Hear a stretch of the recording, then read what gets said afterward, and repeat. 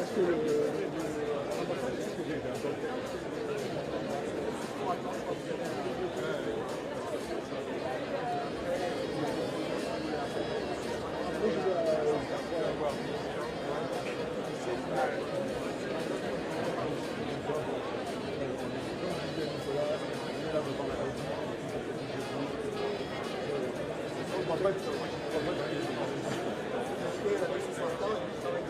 exactement, c'est normal.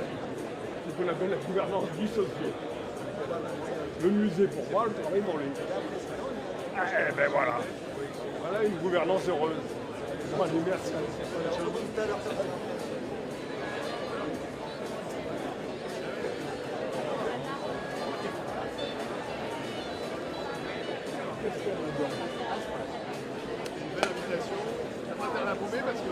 Sinon, je reste à la porte. C'est ça, voilà.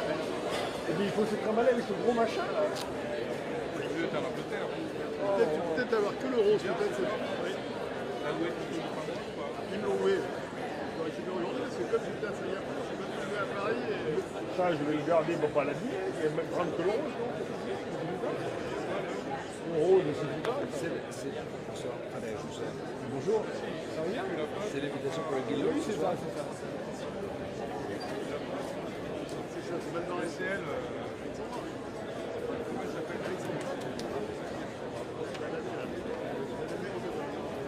Je vous ai vu dans la liste. Oui, j'ai vu une partie des. Ils vont aller voir le musée, les enfants. L'après-midi chargé de. Je suis le président d'Orano, Claudie Mauvin. Orano, ça veut dire quelque chose? Le nucléaire. Ouais, c'est le nouveau nom de l'Areva.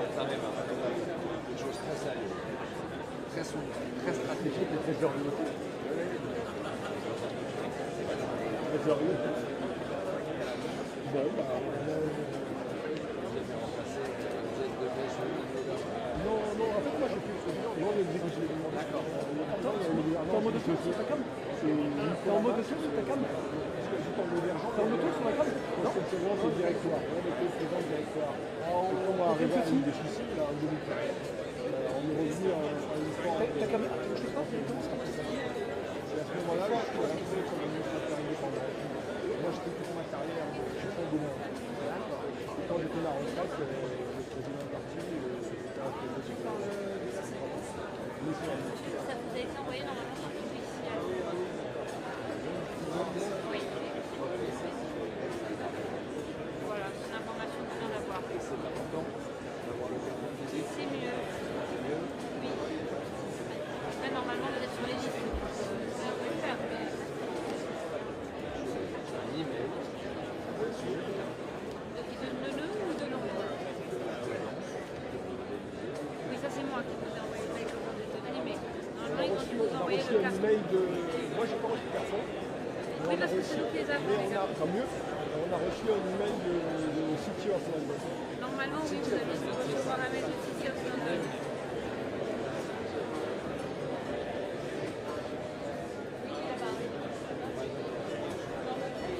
Juste C'est ça. Exactement. pensez-vous qu'il faut avoir les deux ou ça nous vend? Parce que ça, c'est le milieu avec Je sais bien, mais hier ils nous ont demandé pour le Windsor de prendre les cartons qui n'ont pas été utiles, mais si vous ne les prenez pas et qu'ils voulaient non, non. Allez, on les trimballe. C'est dommage, on va l'abîmer, mais c'est un collector. Ah bah faut pas le plier. Faut le tenir à la main. Exact. Alors je peux pas vous dire que je vous le peins parce que hier j'ai dit aux invités que je leur prendrais leur carton une fois qu'on s'est passé, mais on m'a pas laissé rentrer dans Windsor. Donc vous pouvez pas récupérer le carton.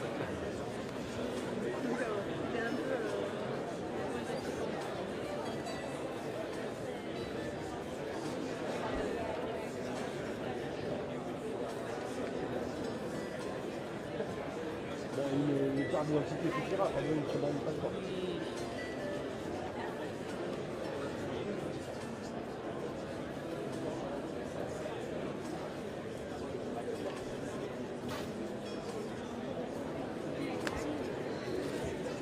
Oui, mais putain, mais foutez-moi la paix là.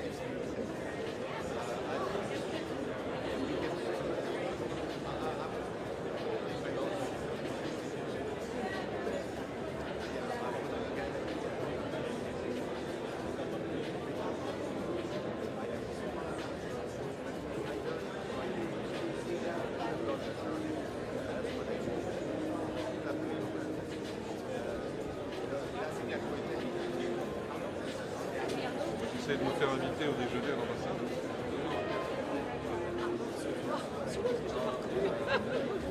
Désolée, mais là comme ça.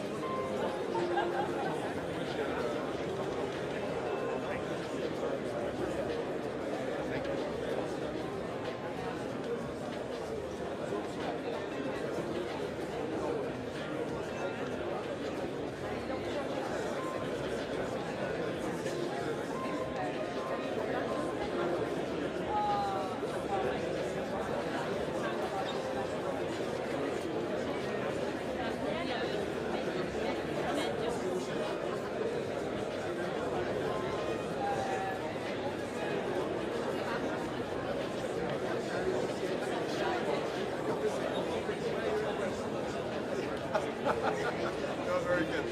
That was very fine.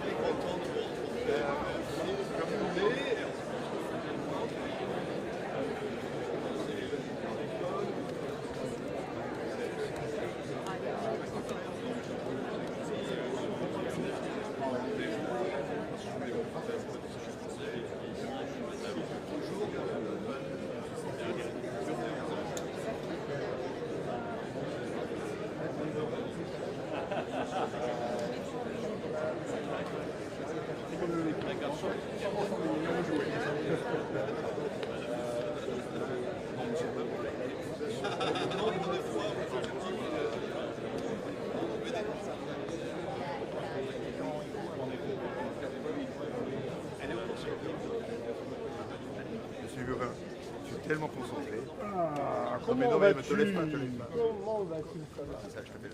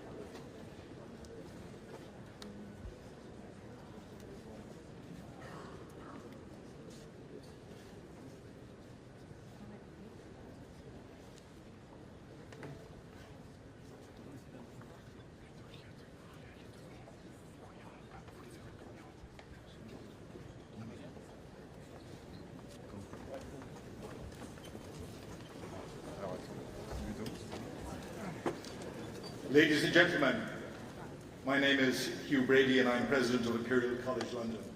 It's my great pleasure to welcome you to Imperial for this celebration of UK-French collaboration in AI and technology. It's a tremendous honour to welcome His Excellency the President of the French Republic to our campus.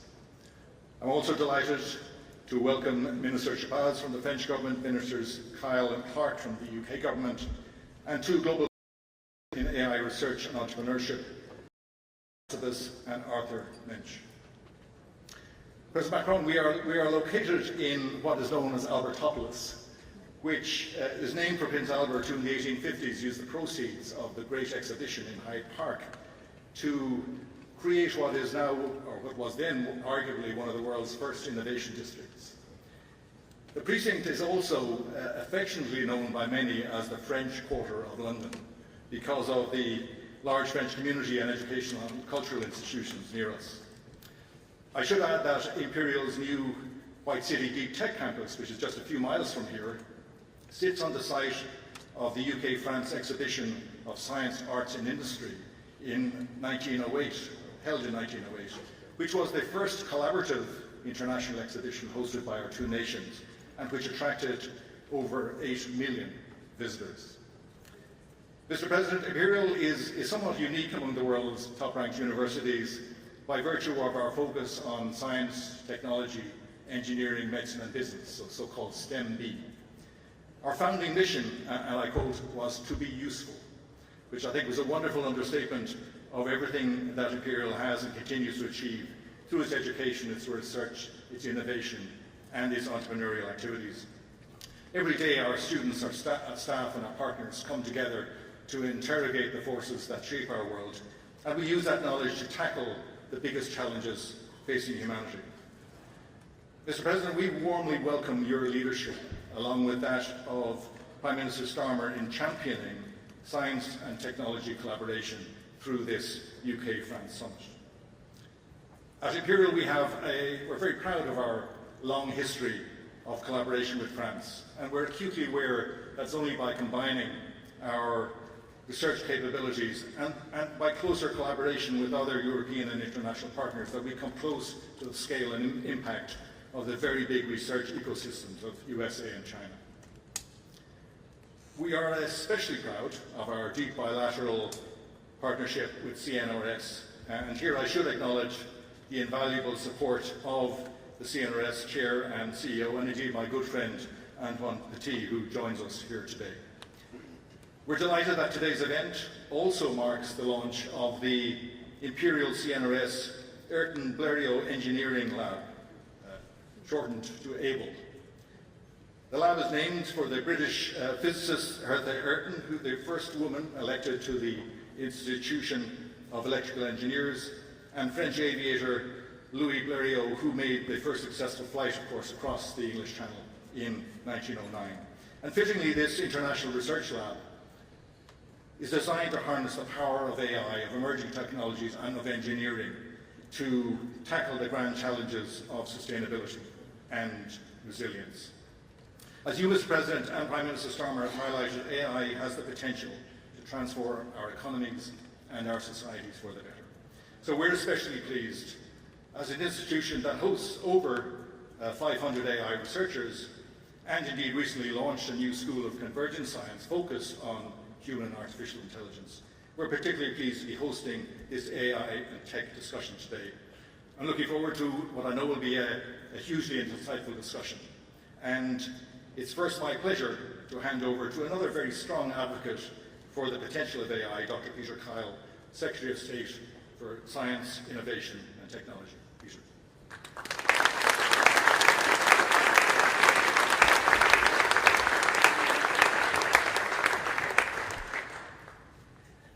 I'm very grateful for the introduction. It's the first time I've ever been introduced using my doctor title, so I'm going to come back here more often. President Macron, Nobel laureates, distinguished guests, and very many friends, it is my absolute pleasure to welcome you, President Macron, to here Imperial today. Mr. President, we met briefly at the successful AI Summit in Paris earlier this year. Your speech to Parliament yesterday was both inspirational but also instructive on the need to invest in key technologies of the future, including AI, space and quantum. The UK and France are Europe's two leading tech and AI nations. Our collaborations and cooperation, our indeed friendship, strengthens our mutual endeavour. Britain's tech sector is worth $1.2 trillion, home to 170 unicorns in a world of fierce competition, increasing conflict and uncertainty. It is essential that Britain and France collaborate and cooperate to the mutual benefit of our people, our industry, and indeed the continent itself. As like-minded allies, we must work together in the race for development of critical technologies. Otherwise, we will lose out to our adversaries. We know that working with France and other European partners on tech strengthens our own domestic tech sectors. That's why we're launching a supercomputer partnership between the Bristol Centre for Supercomputing, the home of Isambard AI, and the leading French AI factory, Gency. That partnership supports the AI Opportunities Action Plan, turbocharging breakthroughs in AI, transforming public services, and improving lives. It's why we are developing the AI Research Partnership between Oxford, Cambridge, and the South League cluster to focus on advancing AI research, education, and innovation, strengthening our common research capabilities, and contributing to the wider AI landscape. It's why the UK joined the Euro High Performance Computing Partnership just last year as part of our integration into Horizon Europe, expanding European collaboration on compute. This will enable the UK and French researchers to build larger, more complex AI models, shortening development cycles, accelerating innovation, and creating high-skilled jobs across both countries. And it's why we value deepening collaboration between our respective AI security institutes. And we are building on our close relationships in civil defence institutions, including NATO. We are forging new partnerships for delivering spaceports. We're collecting data to observe the effects on climate change. And we are building resilient and innovative positioning, navigation, timing systems to contribute towards European collective security. The United Kingdom government recently allocated £86 billion for research and development to fund innovations from new drug treatments to AI breakthroughs to grow the UK economy. And I'm pleased to see that our confidence in Britain's potential is shared by French investors and the UK's AI sector. The aerospace and defence giant Thales is announcing £40 million of AI-focused R&D investment. Innovate startups like Command AI are investing £35 million in the UK, helping secure the defence capabilities, and Mistral are doubling their office space and their work programme in London. At the same time, British tech companies are winning tens of millions of pounds in significant contracts with France. Corporates, safeguarding jobs and driving economic growth here at home, including Synthesia's new partnership with Decathlon to create new AI avatar labs. 11 Labs collaboration with TV stations like M6 and TV 5 Monde, and Darktrace's contract with GL Events, a French major events operator. Thank you again, Mr. Macron, Mr. President, for honouring us today with your presence. It is my deepest and most sincere wish that our two nations continue working together to deepen our science and our technology partnership and to unlock ever greater opportunities for both of our nations. Thank you.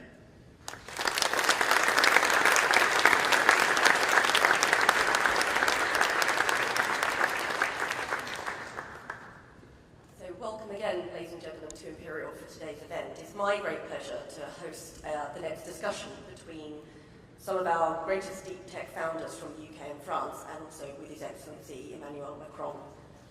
President of the French Republic. But I'll start by inviting Arthur Mensch, CEO and founder of Mistral AI, to join me.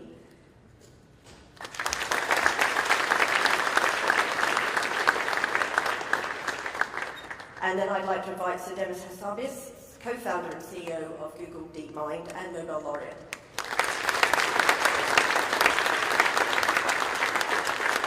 And of course, it's my great honour now to invite His Excellency Emmanuel Macron to join us on stage.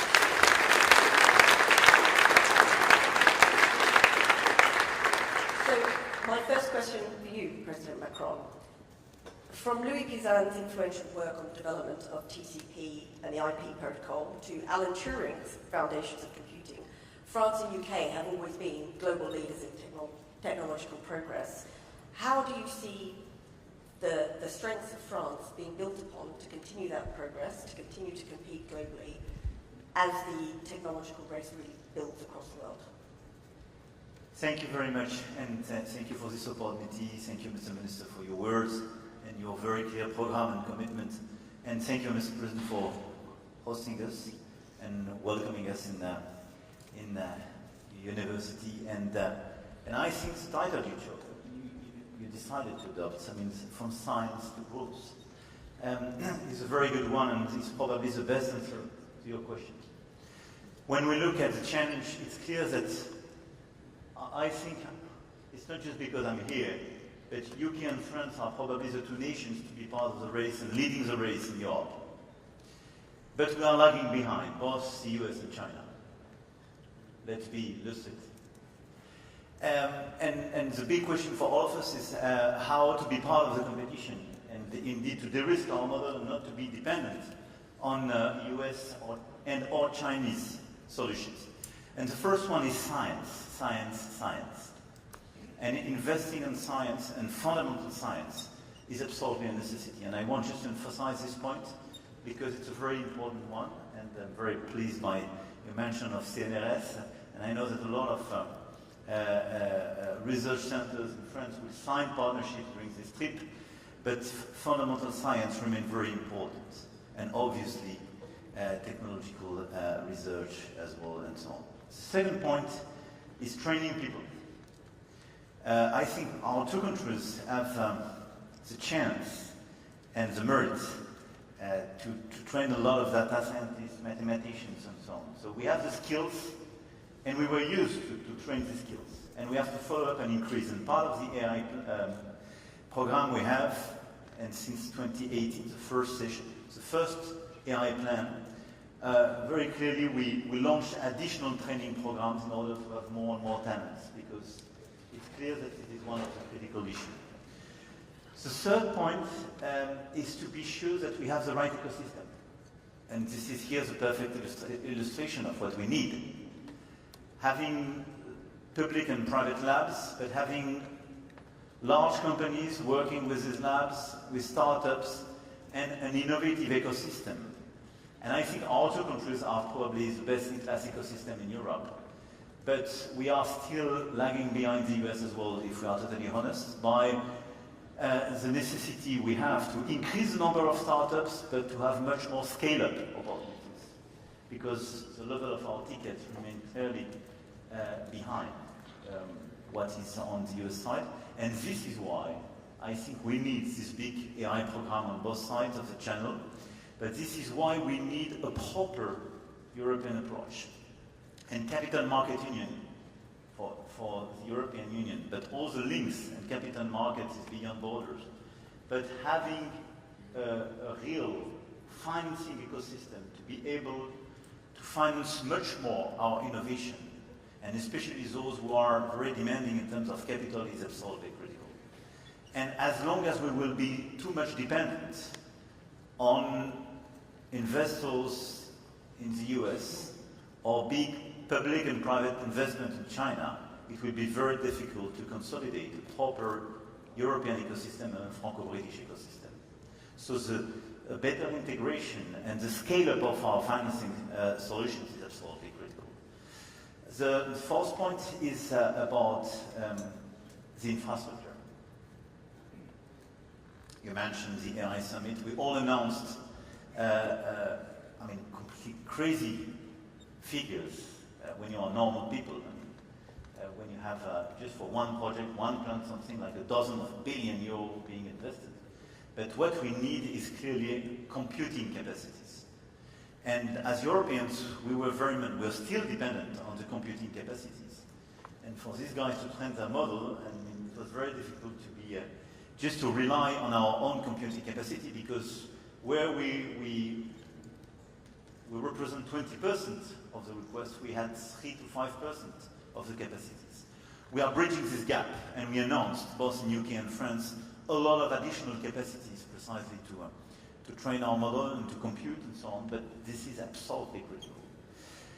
It will be impossible to completely kill our dependencies on this track. Why? Because when we speak about this infrastructure, you need to have the packaging of the chips in order to build the AI factories. So we are building AI factories, we are investing, we are attracting investors, but the packaging is for more than 80% of the market made by NVIDIA. So this is why we are attracting NVIDIA, and we signed a great partnership between Mistral AI and NVIDIA. So we go upstream. And after that, when you look at the chips, you need Foxconn or TSMC, but very few Taiwanese companies. So we have to work with these companies to de-risk our model, otherwise we will remain totally dependent on them. So it's clearly one of the critical areas where we have to team up with your country, but as well where we have to accelerate our own research. Because all these guys learned their technology and the chips industry in Europe, by the way. And I would say the last point is to be sure that we precisely go downstream as well. And we share this innovation, and this innovation is, precisely improve the efficiency, the productivity, and transform the different verticals from energy to life sciences and so on. And this is where our capacity precisely to accelerate the ownership of all this innovation, but as well as you mentioned, the way to accelerate our ability to use AI and AI disruptions in other sectors is absolutely critical. I could detail, but I was already too long, but this is why I'm very happy to be here, because DeepMind is clearly a great example of how to make such an innovation a game changer, and what you are doing in life sciences, for instance, is, on my last point, one of the game changers to be much more independent, and where the AI race could be clearly one. And Mistral AI is on the LLM side, clearly with such a frugal and non-Chinese, neither US model, clearly an opportunity to diversify the offer, and for a lot of people, and for me, part of the European champion we want to promote.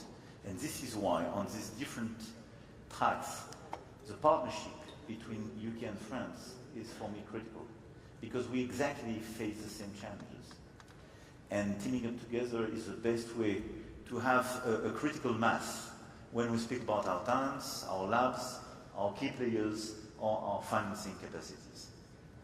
Thank you very much. Well, I think you've touched on the competition in the space, in the AI space, and I think one of the key reasons for that as well is just the pace of innovation when it comes to AI. So perhaps, Dennis, we could come to you and just kind of get your views on how you respond to that pace, and touching on some of the points just raised, what we need to be doing to not only keep up, but to get ahead. Well, it's a very exciting time right now in AI, of course. The pace of progress has been incredible. But it's also a very serious moment. I think we're a very decisive moment. I've been working on AI for 20 plus years now. DeepMind was started more than 15 years ago. Almost nobody was working on AI then. Now the whole world is working on it. And we've always believed that it's going to be the most transformative technology perhaps humanity will ever invent. So how we build it, what the decisions we make, the leaders in this field and the governments in this field make now is going to be decisive about how this goes.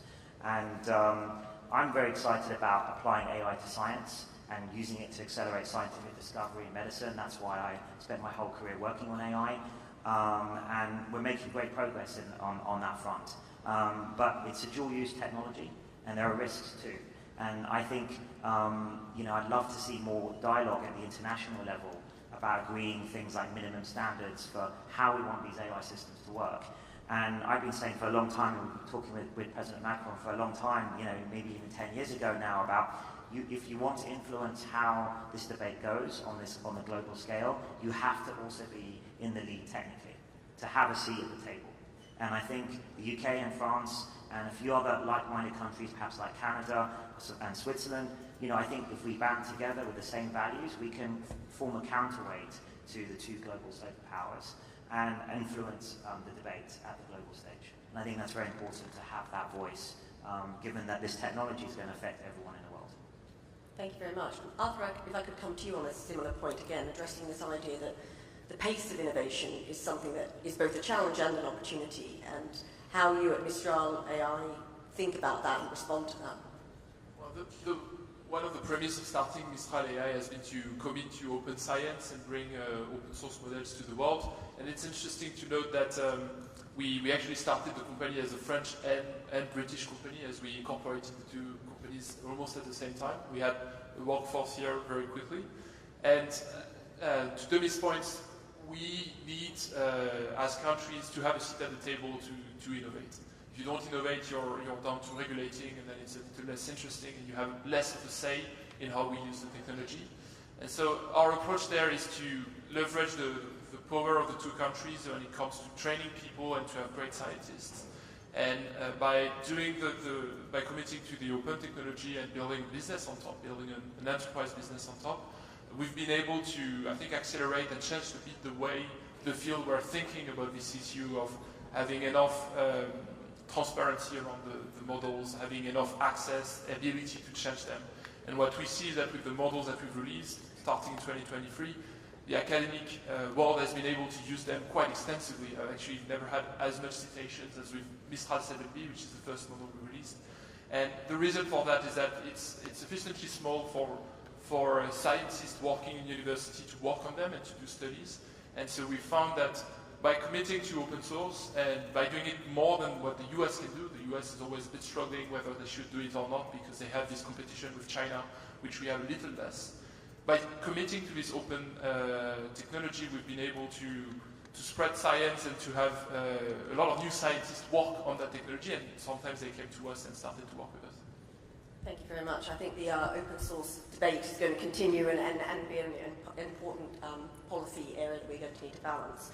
I think we've talked about the need for science and really allowing science to innovate and talking about how AI itself can help with that. I think the next question is, how do we get some of these great breakthroughs to market? So how do we have science for growth? Mr. President, perhaps you could say something about how France is approaching some of these challenges about translating these great breakthroughs from science, from the lab, and getting them to market. I mean, it's been our key challenges for decades, I would say. And historically, we were not the best in class, to be totally transparent with you. And during many years, we had this feature to be quite good in some key fundamental science, or quite good in our Polytechnique in Riyadh, CNRS, and challenged by some others in terms of tech transfer. I think during the past 2 to 3 decades, we did improve our ecosystem by creating the flexibilities and the facilities in order to improve the tech transfer, to fix the IP regulations, and to create flexibilities for researchers and so on. And for me, it's, as always, a question of ecosystem and role model.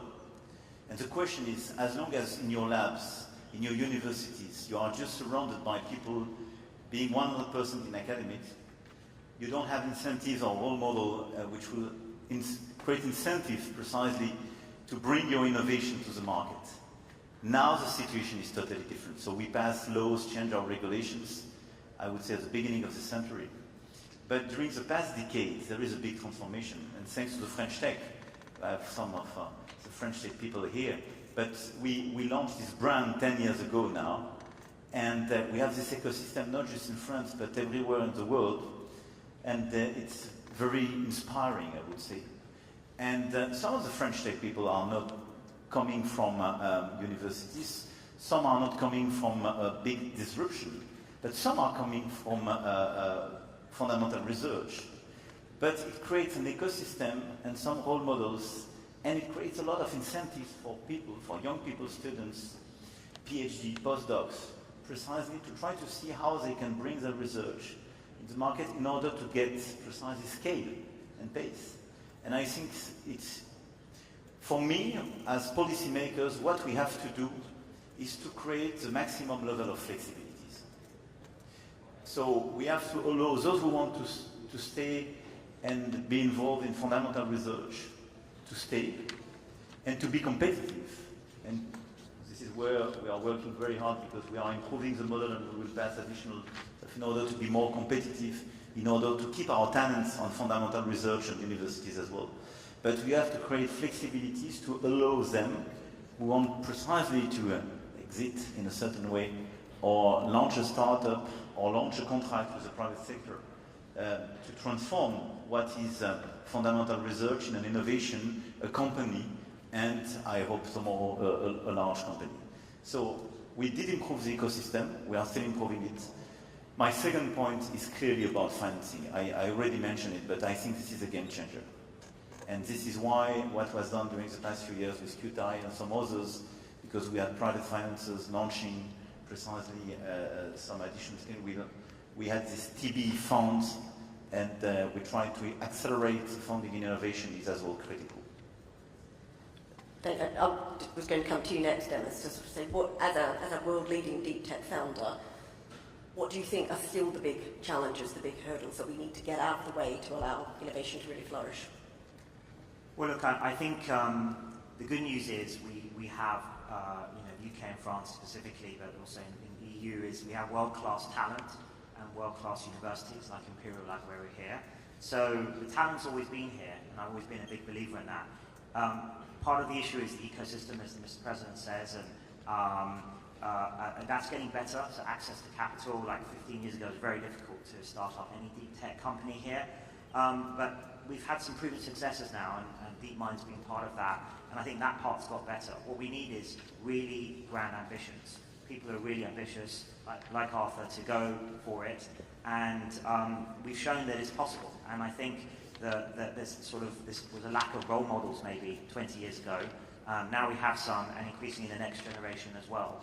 And we're very proud of Arthur's success as ex-DeepMind person and a prodigy of ours. And I think that it just takes a few success stories to start building an ecosystem. That's how Silicon Valley started, and then you reinvest, those entrepreneurs mentor others and reinvest, and you get critical mass. And I think now Paris and London especially have that critical mass, and we've got to build on it, and with government support, I think we can really make amazing progress in the next 10 years. Thank you. And Albert, coming to you with the same question, what would you like to see changed, or what do you think has really worked in the past to allow innovation to flourish in this space? Well, I think, first of all, as Demis said, it's about the ecosystem and it's about waiting, because you need several generations to stack up and to start becoming bigger and bigger. And if you look at the US kind of started 40 years before us, so we're catching up faster than that, but you still need to have multiple generations of entrepreneurs that follow the cycles of innovations. I think in the field that we're talking about, which is AI today, a very big specificity that this is both a deep tech field where we still need to heavily invest to solve problems that are fundamental and very hard to solve, but it's also like a very good business at that point, because the current technology is already extremely useful to drive productivity and to drive growth within enterprises. And so that's both an opportunity and a challenge for us, because on one side we need to continue to invest on deep tech and to remain competitive and to invent new technology. And on the other side, we need to take the current technology and turn it into a product and solutions that are delivering value to enterprises. And so we need to think about it from first principles, but the good thing is that it also allows to have new sources of financing, because there's growth involved. What that means is that there's a meaningful business model, and it justifies doing these deep tech investments in AI, which maybe 15 years ago were a little harder to justify. And so in a way, the field of AI has moved to something that is quite comparable to biotech, where you invest a lot and you also have a business model down the line. So that's a great opportunity. That also creates a lot of competition, because obviously you have multiple companies that are doing both a business and technology. And so that's why we're seeing that acceleration in progress today. Thank you very much. And I think what's very clear to me is there's a lot of common challenges and opportunities across both France and the UK, and a lot of the suggestions that are coming from the panel are the sorts of interventions the UK government has been making to address some of these challenges. I'd like to sort of move a bit to recognising that AI is really a cross-border technology.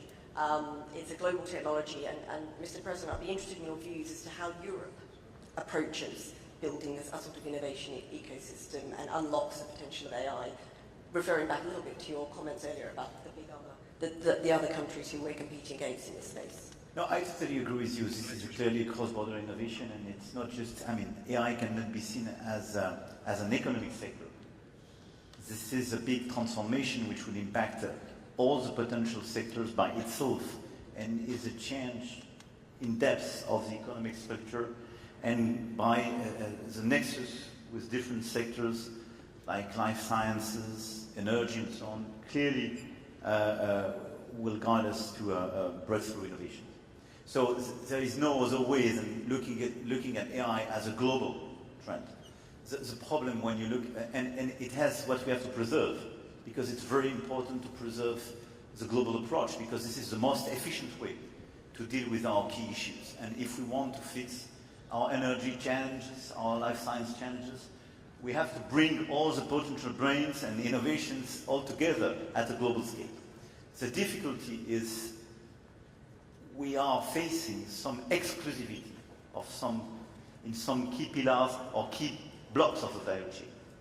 And this is where we have, I mentioned that yesterday in my speech at Westminster, but I spoke about de-risking, but it's exactly what is at stake. I don't want to decouple Europe and European perspective with the rest of the world. It doesn't make sense.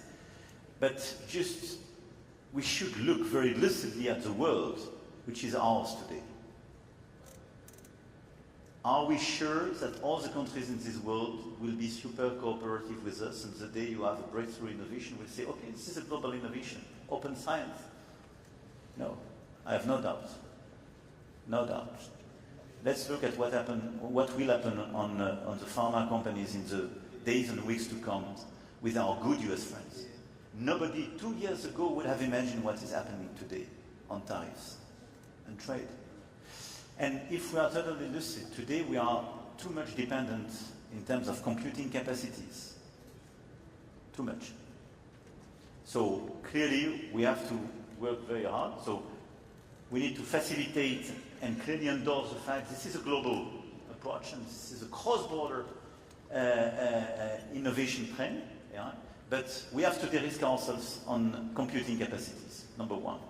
We have to de-risk ourselves on chips, because we are too much dependent on some Taiwanese companies. And we have to build our own capacities on energy. I didn't mention that, but it's absolutely critical. We are good partners on energy with your country, and tomorrow in the summit we will revert on this critical issue. But if you don't produce on the long range low carbon, pilotable and competitive energy, you have no chance to be part of the race. Because having computing capacities in a data center is super demanding in terms of energy. And one of the big advantages we have in France is that in 2024, we exported 90 terawatt hour, largely based on the historical nuclear program. So it's one of the key items, and at the European scale, we have clearly to follow up our strategy to produce much more low carbon, pilotable electricity. And it's part of the game. And fourth is on talents.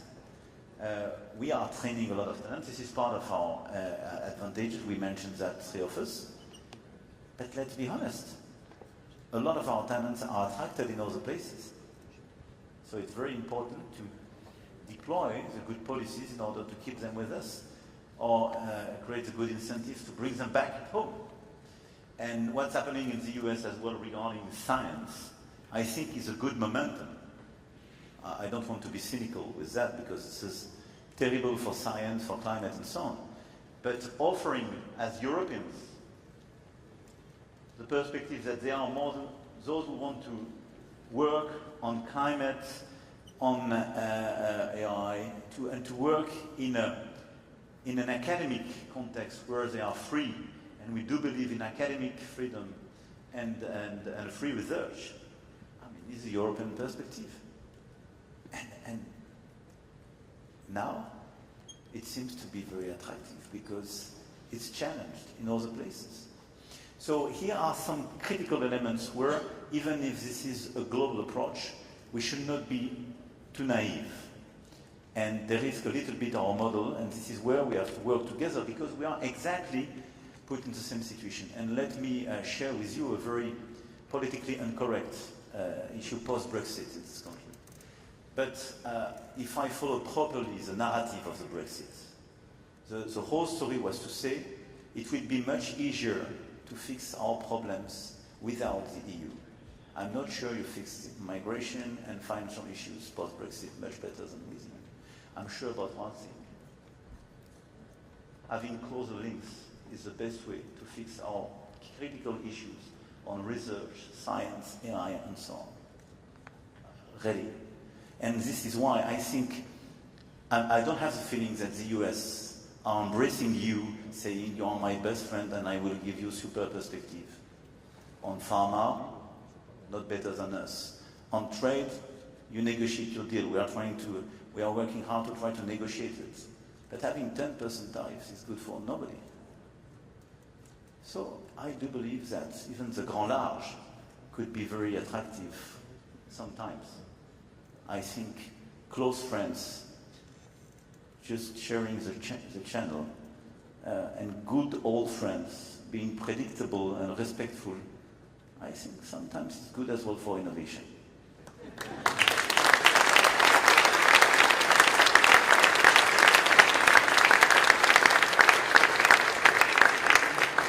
I was about to say that I'm sure I speak on behalf of everyone in this room to say we're absolutely delighted to be reassociated with Horizon Europe on behalf of the research and innovation community. If I could perhaps end by going even more global, we've had the London AI Summit and we had the Paris AI Summit, and next year we'll all be in India for the Indian AI Impact Summit. If I could start with you, Arthur, and come down the line. It would be great to end with an understanding of what you want to see on the agenda and what you hope the outcomes of that summit are. I think we need to start thinking about how AI is affecting democracies and how this technology, which brings a lot of benefits, can be used both ways when it comes to addressing citizens' needs.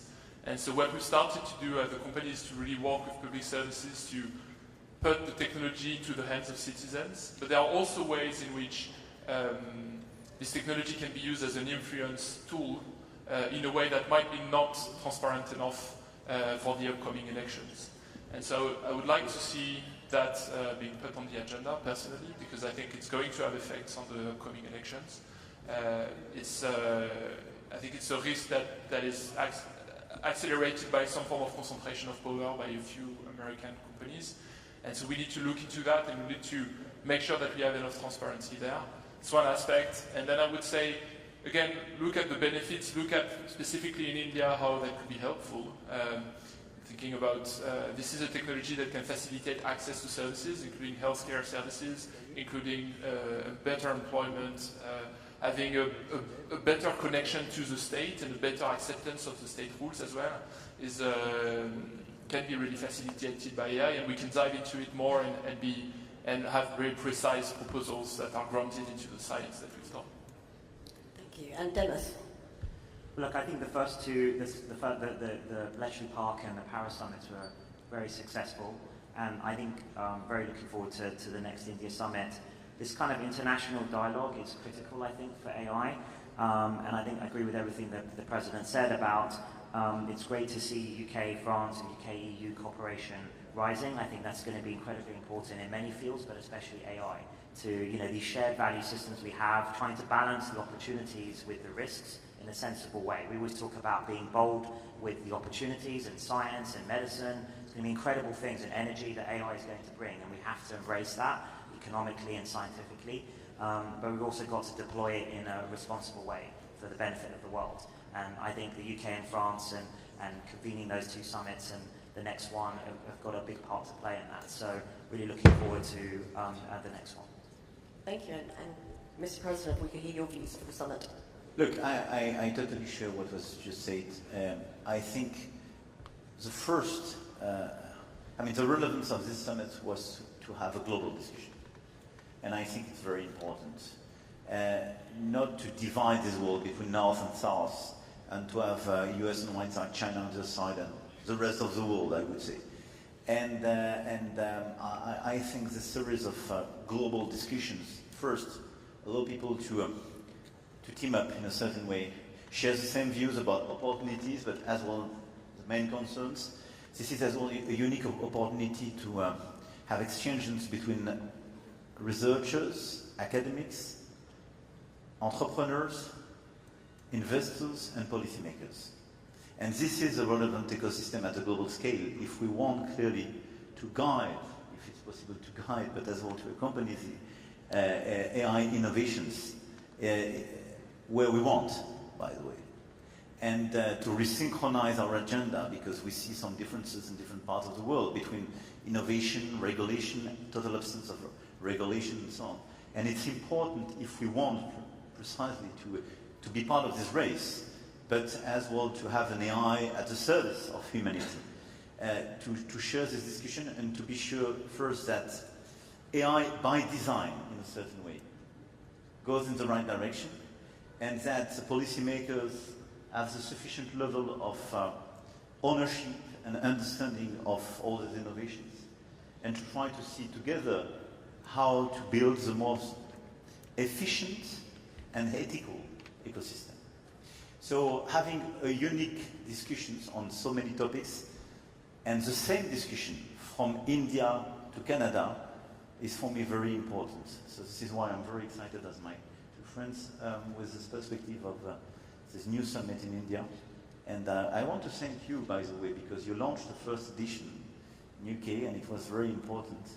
And this cooperation is absolutely critical between them, not just both of us, but globally speaking. Well, thank you very much, and I think it's clear these conversations can and must continue. I would like you to thank our panel for what I hope you found was a fascinating discussion on the future of AI innovation, and I think as well that demonstrates just how important it is for policymakers and innovators to be talking to each other as we navigate what is really quite an exciting but also very challenging new technology. So if you put your hands together, please, to thank our panel.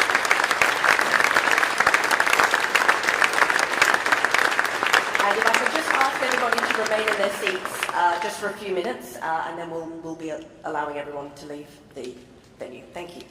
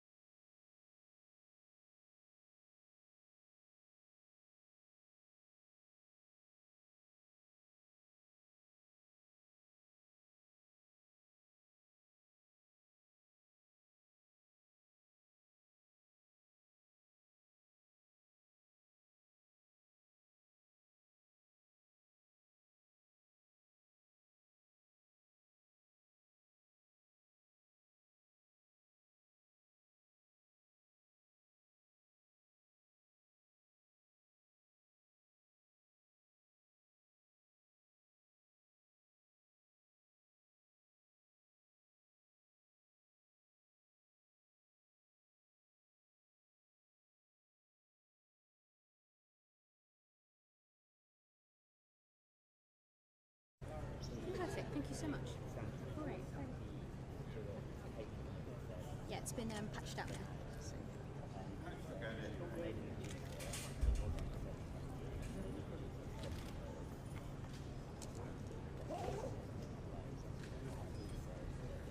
I'll just be around the corner.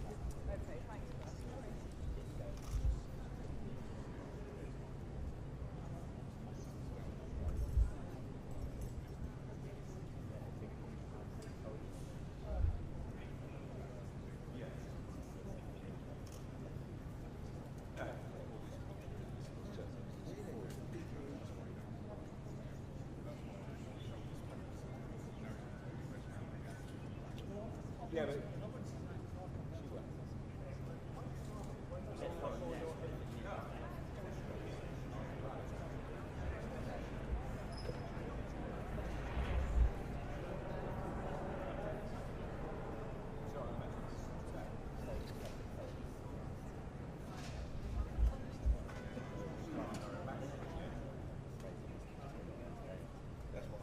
he said not to, he seemed very and he said don't, getting the other he end. said it's absolute worst case scenario, I'll speak to Keir.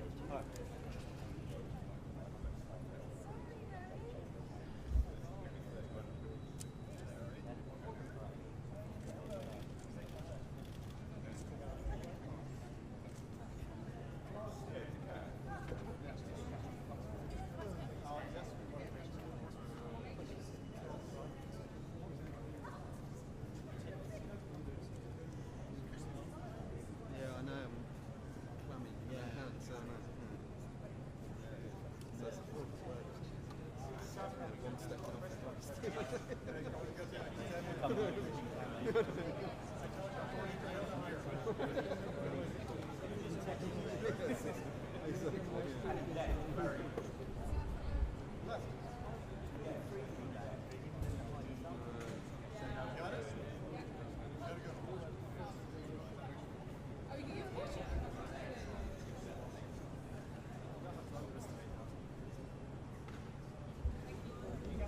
happy?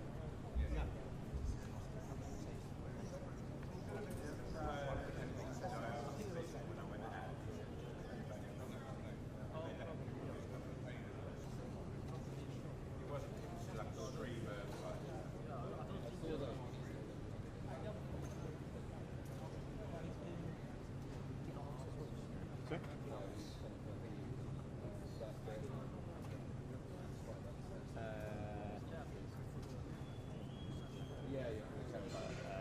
I mean, I think there'll be rooms in front. I think so. I mean, you never know because there'll be a decision. Probably will leave in the front.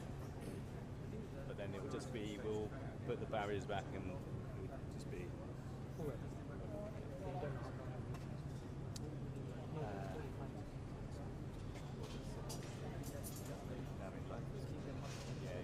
won't be.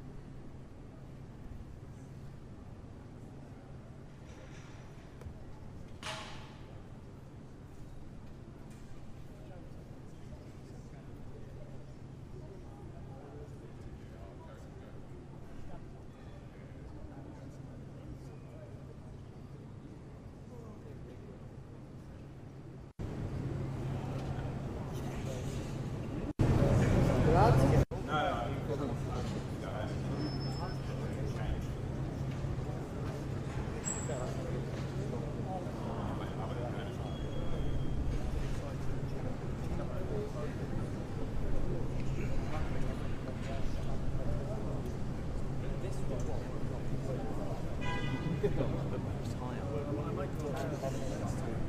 game Trump. I feel like for this one,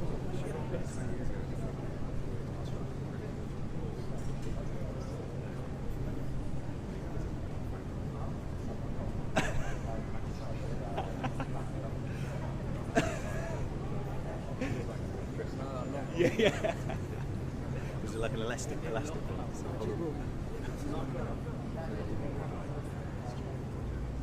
Paisley ties. So yeah. Yeah.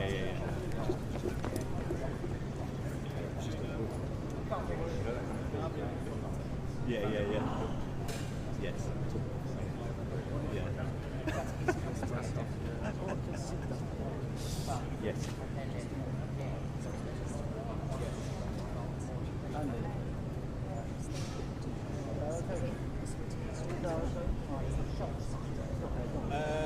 You could no. That's want to grab it on. Why did you wait on saying yes? Can you see my place? I'll go here.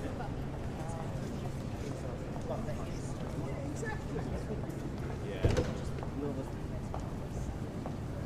You can. You okay? I think if you come over here. Crouch down here.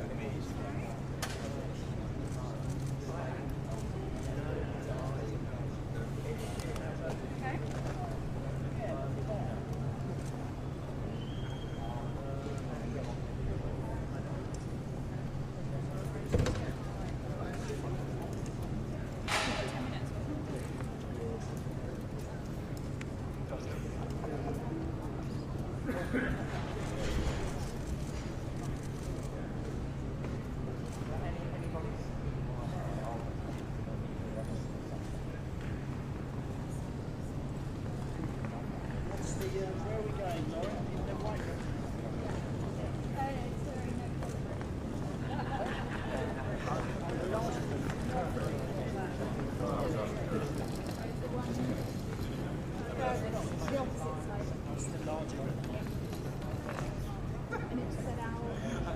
I'm not sure that's true. Well, So we're probably the same, maybe a little bit more.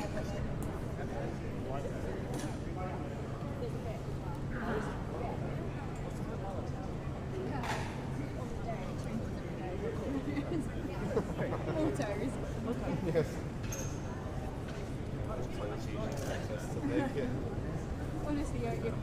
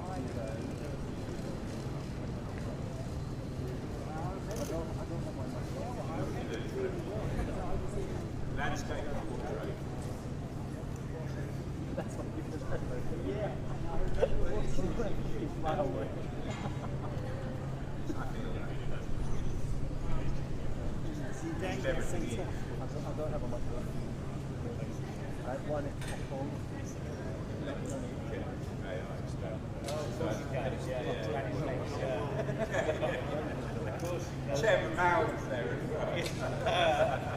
To be like the cover of Sergeant Pepper's Lonely No, it's not real.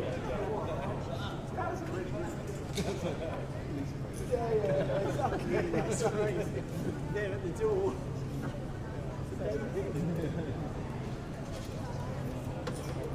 Well, no. You're shaking hands at the door.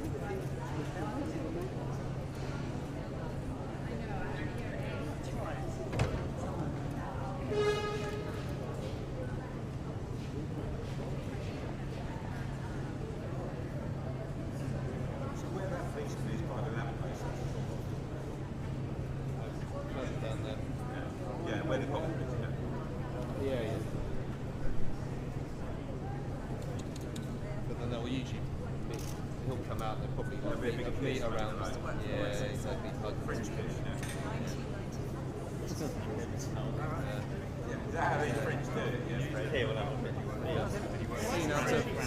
Seen that to evade the trap, except they get until they get sort of soon enough. I'm not sure I want to manage to get the curve. Oh, yeah.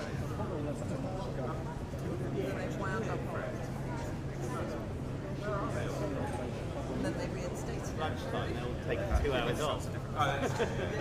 Yeah, well, it's the end of the rest. You know what's going to happen? They're going to arrive back to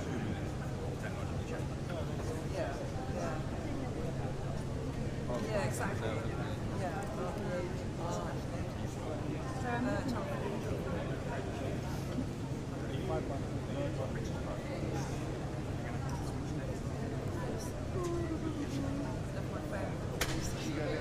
So while everyone else is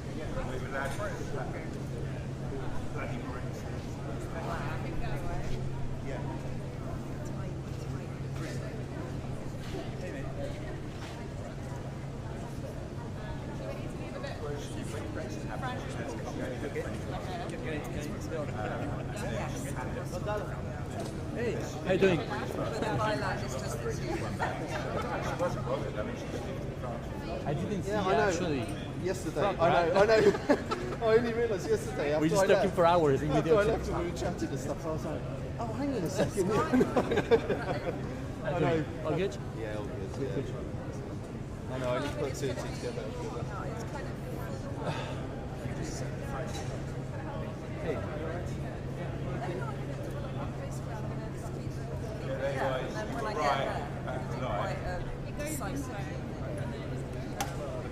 They've sort of got used to it. You guys are not live, right? Can I? Yeah, so I need to.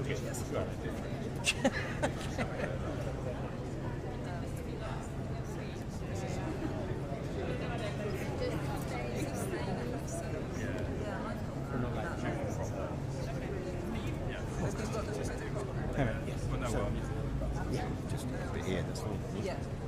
And he's white. So maybe I think you could get that back. Yeah. Okay, I'm gonna. Okay, good luck. We'll see you. Where are you next? So you back here tomorrow?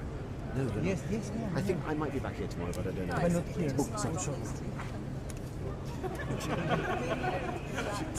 Sorry.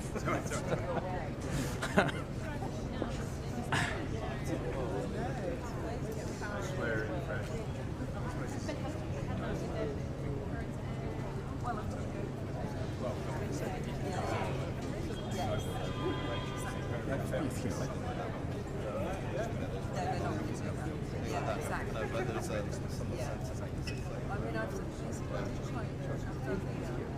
AFP?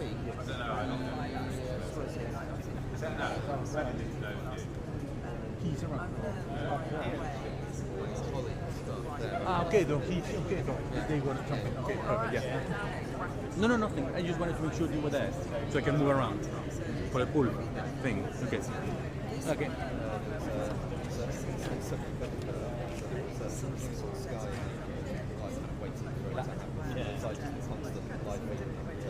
Like split screen. One side is like being on the other side is they're like kind of conscious of Michael. There's like Michael Heseltine like doing the live. So Heseltine is like from home. We sold it. Like we bought them without properly testing it. And annoyingly, without thinking, I put my head right. The shot shows like Heseltine on this side. My head appears in this one, and it looks like I'm looking at Heseltine and laughing at his jumper. Like,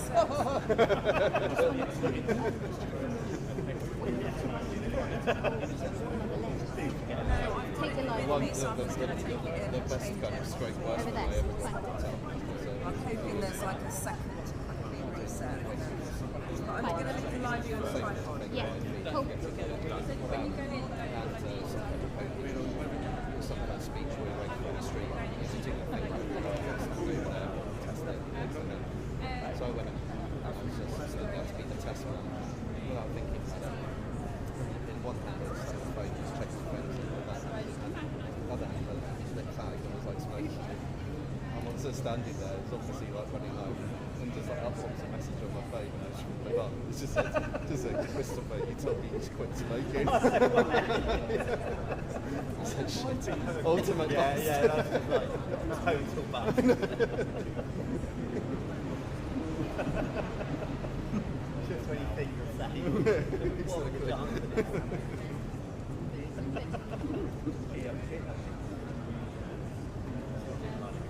Yes, exactly. Yeah.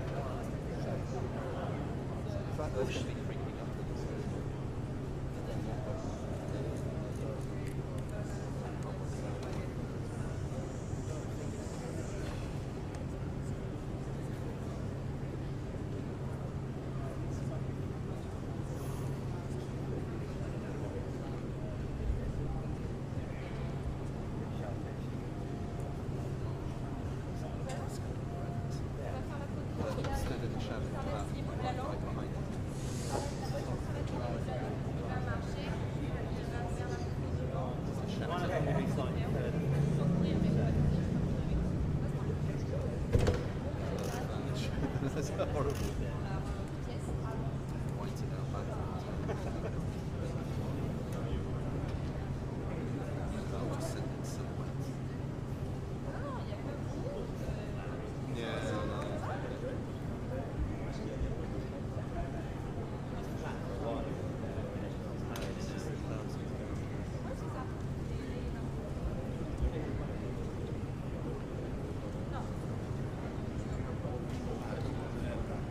Je fais finalement l'arrivée là. Donc, c'était l'arrivée qui a arrivé. 10 minutes. Et ensuite je fais l'arrivée qui ont fait l'arrivée. Looking at 10 minutes. Avec madame. Oui. Oui. Je ne sais pas s'il y a les femmes. Madame. Voilà, là-bas avec les deux, on fait l'arrivée et après il y a le travail là. Et on rentre, on fait un tour d'image de 30 microsecondes et on sort.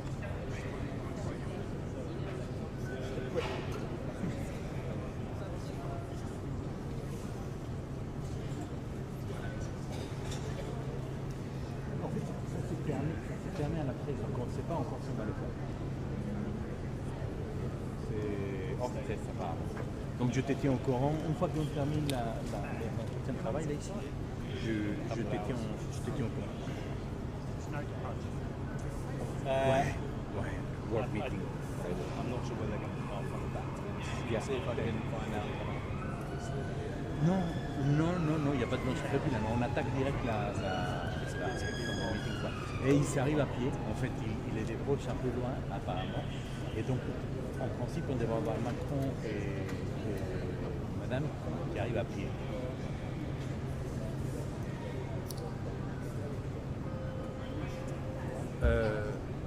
Oui, en fait non. Ouais. Oui, non, je me suis fait demander. Je suis des côtés. Pas dans la même photo. Tu m'entends?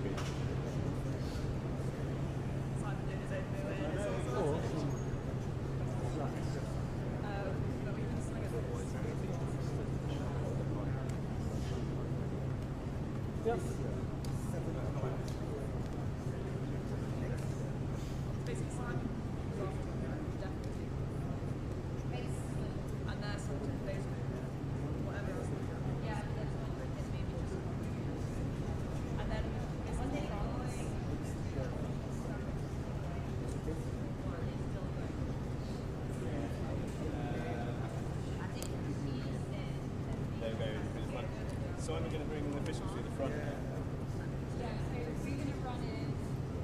You and Elliot. Harry's going. All right. Yeah, just I think he will probably go to the front. Yeah, I think that's what they said. They will go in the front before the. So.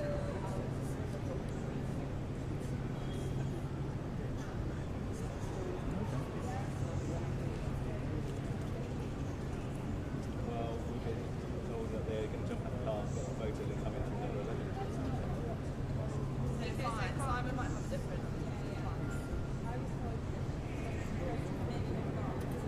Well, in advance for us, it's like 2 minutes. Still She have cannot another be there. I mean, for her, it would be the best.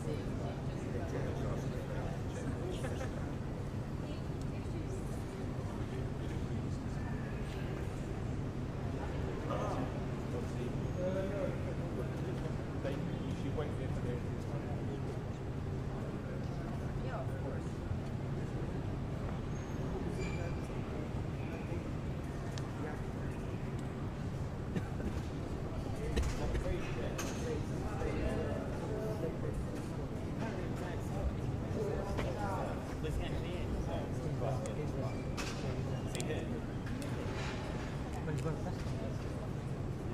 He wasn't shout.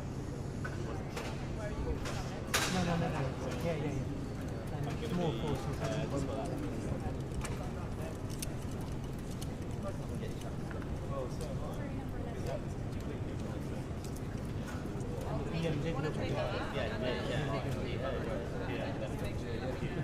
Just so I know how many.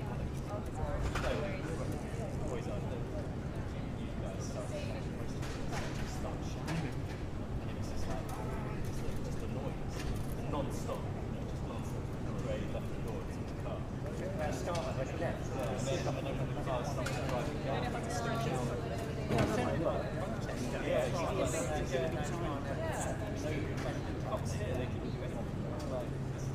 She's arriving. As I said, it wasn't chat, questions were chat. That's fine. Okay. But Simon's only got one pass. So it's not for the second. People are running for the beginning. But he's there. We can give her that. She can either come with us or she's going. I think there's a bit quite far. Yeah. It's not that guy down there. It's not that guy that's down there. Yeah.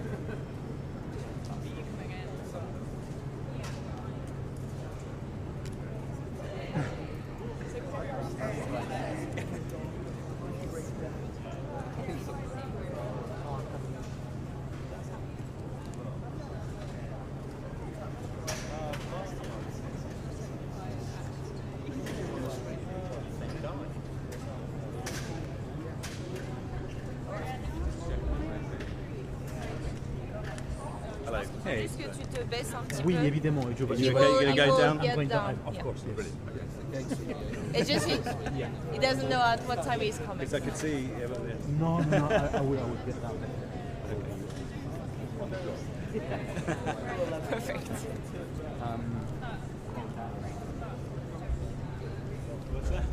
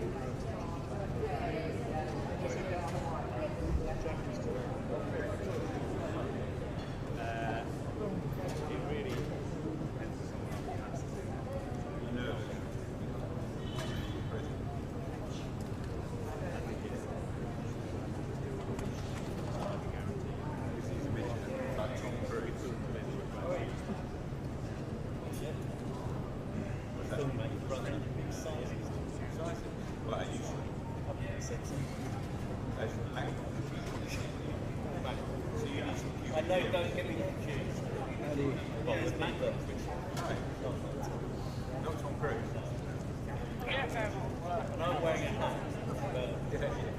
wear hats, I don't think they're bothered. I'm sure people ask me all this stuff.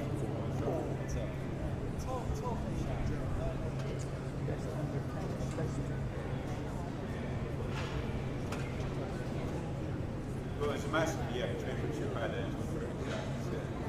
Mark Huffman thinks it looks like Why does he think that? No, it's a joke. Okay, and Mark's about 6'3" and Tom Cruise is about 5'4".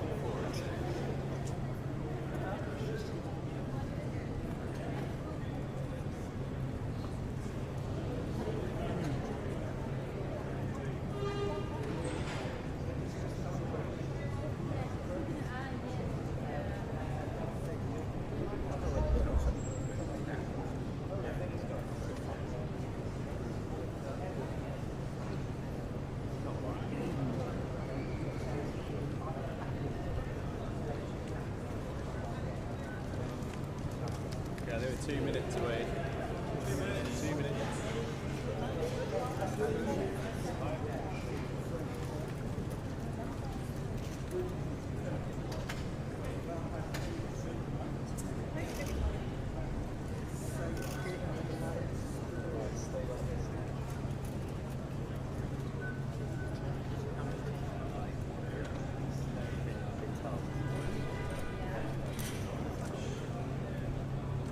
Say that.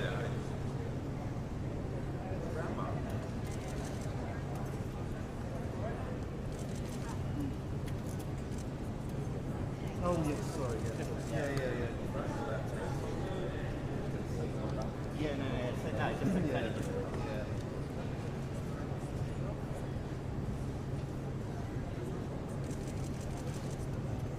Once they're at the door, once.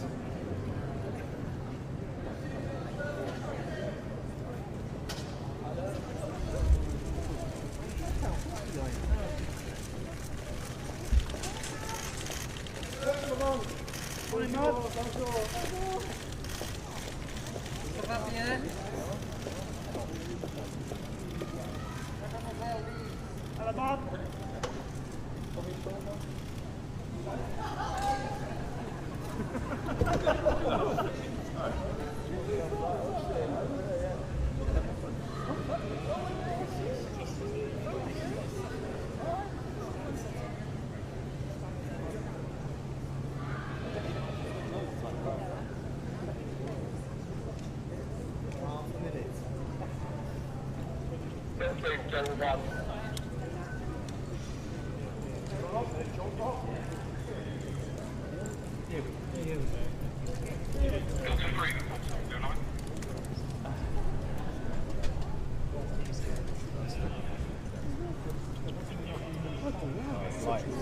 Think at the top of your head. Right, get him in now while At the top of your head.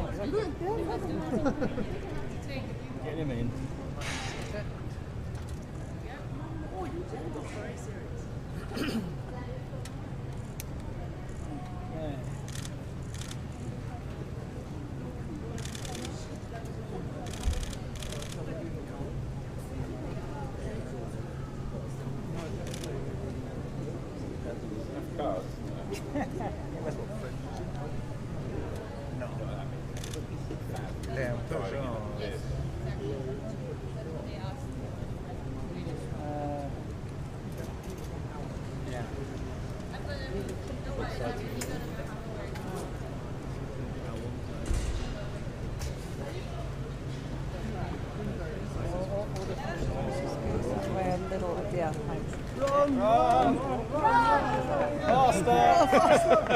Faster!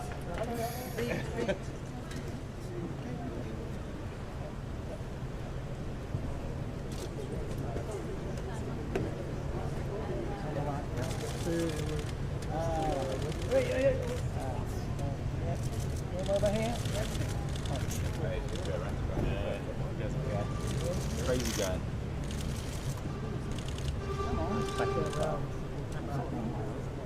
It's working out with this whole camera. It's the first start on the run. So remember, you meet the start on the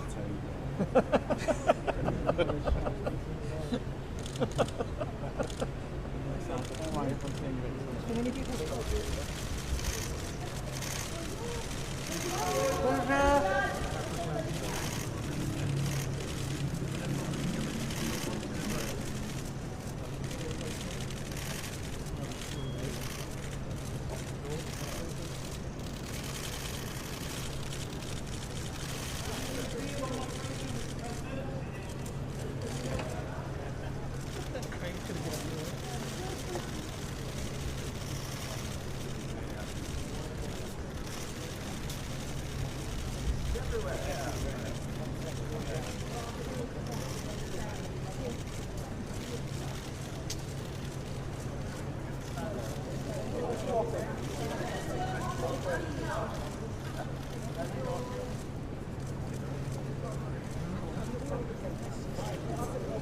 shit.